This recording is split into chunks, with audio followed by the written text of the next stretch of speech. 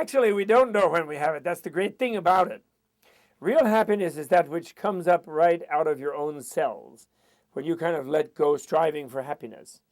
And in peak sexual experience, peak meditative experience, delicious food, friendly conversation, when you forget about yourself and how unhappy and miserable you are, which you usually are all the time, all cramped up in some drive to do something, get somewhere, then somehow your cells and your system and your mind and your brain, which is a very sensitive, ready to perceive aesthetic experience and have a great time, is reaching out and realizing that the universe is a place of blissful energy.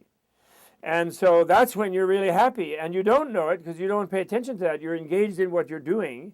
You're lost in the zone of even, it could be just a conversation with a loved one, quality time, what we call, which we schedule like a brief 2 seconds between making money or running here and there. And that's what real happiness is, and you don't know it because you don't pay attention to it. The minute you try to know it and say, oh, how happy am I, how good, how much high quality is this time, you immediately evaluate it and it's not good enough. And I need, but now I have to leave 5 minutes from now, so now that ruins the next 5 minutes because I'm going to be leaving after 5. So then we'll start weeping instead of enjoying being together, this type of thing, you see.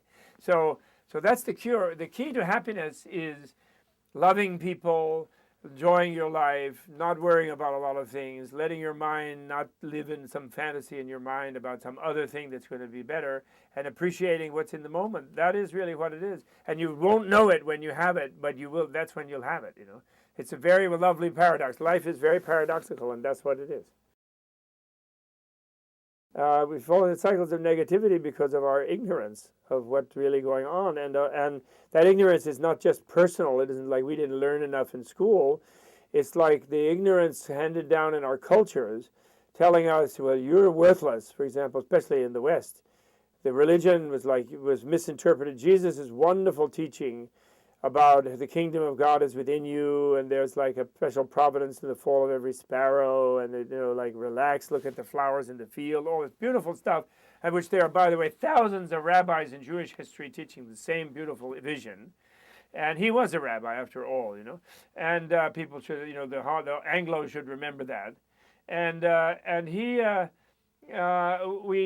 we have been conditioned to, that's been distorted into, you're worthless and only God is great, and Jesus, you look what Jesus had to do for you, and you therefore get out and make some money or do something because you're so worthless.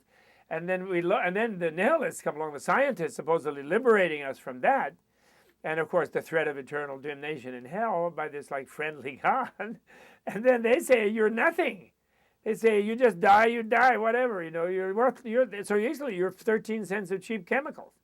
I mean, so basically we're told we're worthless, and therefore naturally we want to justify our existence and rush off and be famous or make money or do something else, or even be a martyr and do something for someone in some sort of resent-breeding and not helpful way, actually.